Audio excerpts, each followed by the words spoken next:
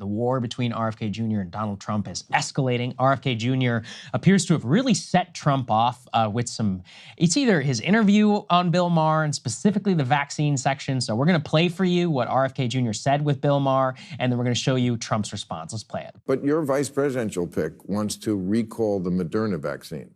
That's the one I got.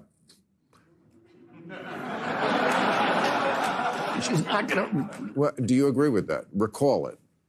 I think I think those vaccines we need to have, again, true double-blind placebo-controlled trials on that. There's 25% of Americans who believe that they know somebody who was killed by a COVID vaccine. Killed? Killed.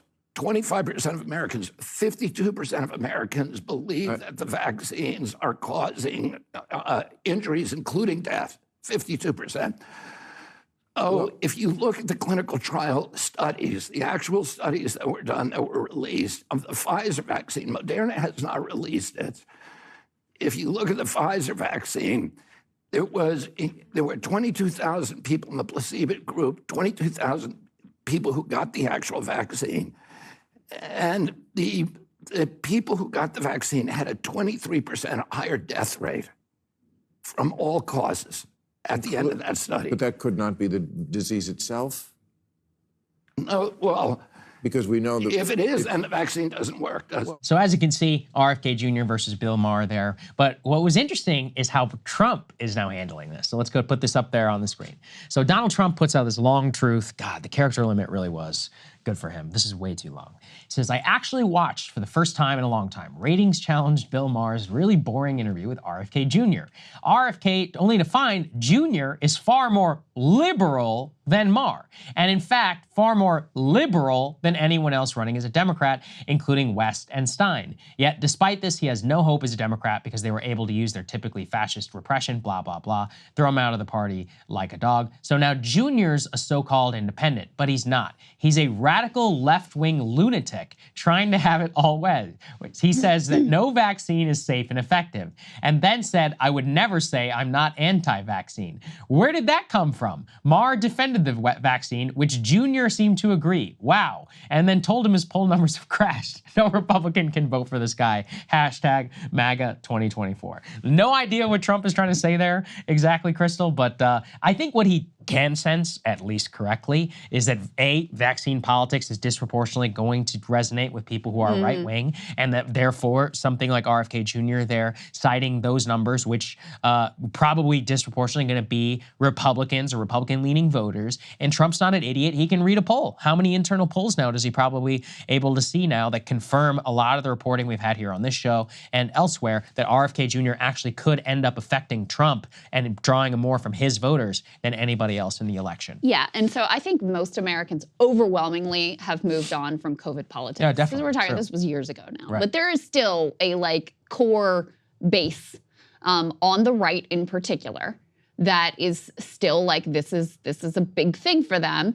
And it's one of the areas where Trump's more vulnerable because he did Operation Warp Speed and he continued even as the Republican base went to the anti-vax side pretty hard. He continued to defend the vaccines and at a time faced some blowback over that. So I think he feels a little bit vulnerable. Not that this is going to be a huge wave of support from his group to RFK Jr.'s group, but I think he feels that this is an issue where he's a little bit vulnerable to losing some percentage points. I do want to, he does make a point about RFK Jr. that I think is fair, which is that he does play very fast and loose with what he actually thinks about vaccines, because the quote that they're referring to was from Lex Friedman's podcast. Remember this? That's right. This is from July 2023. So he was being asked, if any vaccines are safe and effective, and he said, there is no vaccine that is safe and effective. Now, what he tries to claim is that he did say that this is the exact quote, some of the live virus vaccines are probably averting more problems than they're causing. But then he went on when he was pressed and said there is no vaccine that is safe and effective. So I think it's fair to call him then an anti-vaxxer. And of course, he's been one of the leading funders and organizers of an entire movement, again, pushing back on the idea of vaccine safety. So in any case, this is an area where Trump feels like RFK obviously codes more right-wing. And I think he also is seeing some of the polling numbers and realizing this could actually be more of an issue for him than it is for Joe Biden. Because not only do you have a couple polls that show him pulling more from Trump, the one we covered last week, what was that, Wall Street Journal? No, NBC News. NBC News that we covered last week. I believe the Wall Street Journal one before that also showed RFK Jr. taking more from Trump. And then if you look at any of these polls, RFK Jr. has very high approval ratings among Republicans and extremely trash approval ratings among Democrats. So logic would indicate that that's probably going to be more of a problem for the Republican side, although, you know, the fact he's a Kennedy and all of these other factors are a little complicating, not to mention the fact that it remains a question how many ballots he's actually going to end up on. You can see this, too, in some more of the attacks that Trump unleashed over the weekend on RFK Jr. Let's put this up there on the screen. He really does appear to be zooming in on vaccines specifically as an attack vector. He says RFK Jr. is a Democrat plant, a radical left liberal, blah, blah, blah. If Republicans knew the true story about him, Jr. is totally anti-gun, an extreme environmentalist, a big-time taxer, an open border advocate, anti-military vet. He goes on and on and on, and he continues, a quote, his views on vaccines are fake. He says, I lived with RFK Jr. in New York, watched him convince Cuomo to make environmental moves that were outright nasty. You know, he can go on. It would be dead either way.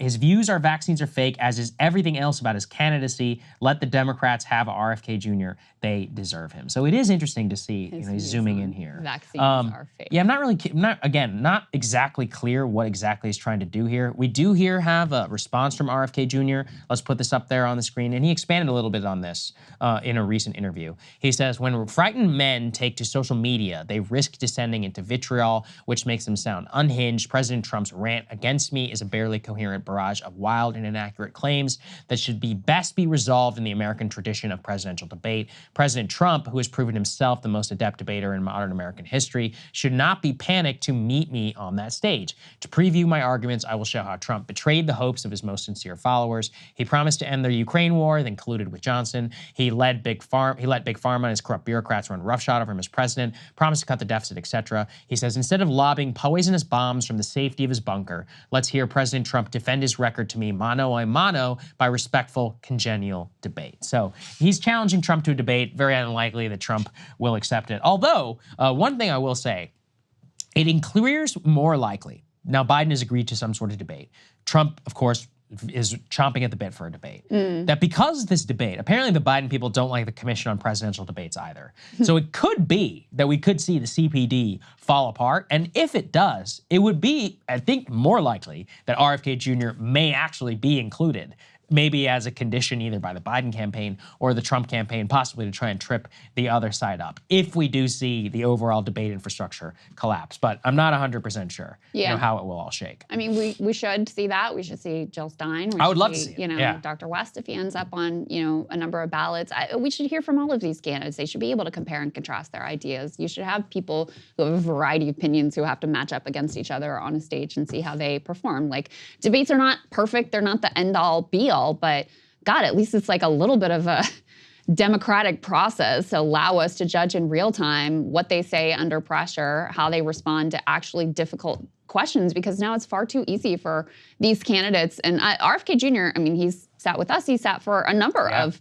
difficult, challenging interviews, and I applaud him for that. All of these candidates should have to do that. They should have to do that. And they should certainly have to get up on a debate stage and justify themselves and their candidacies to the American people. So listen, I was glad to hear Biden say he's open to a debate. We'll see if that actually comes together, because I could still see, you know, a lot of times what will happen with Biden is he'll say something and then his staff will be like, nah, that's not really what he meant. And, you know, walk it back and sort of try to steer him in the direction where they feel safest, and which is probably the wisest course for him. Probably the wisest course for him is not to debate Donald Trump, but it did make me a little bit hopeful that we might see one when he said that with Howard Stern. I could still see them, though, like, you know, at the end of the day, Trump doing something that they say, oh, this is too much, we can't stand on a debate stage with him, or, you know, no, this moderator is biased, whatever, coming up with some excuse at the last minute to not do it. So I'm still like only maybe 30% hopeful it's actually gonna happen. Good point. Hey guys, if you like that video, go to breakingpoints.com, become a premium subscriber, and help us build the best independent media organization on the planet. That's right. We're subscriber funded. We're building something new. We want to replace these failing mainstream media organizations. So again, to subscribe, it's breakingpoints.com.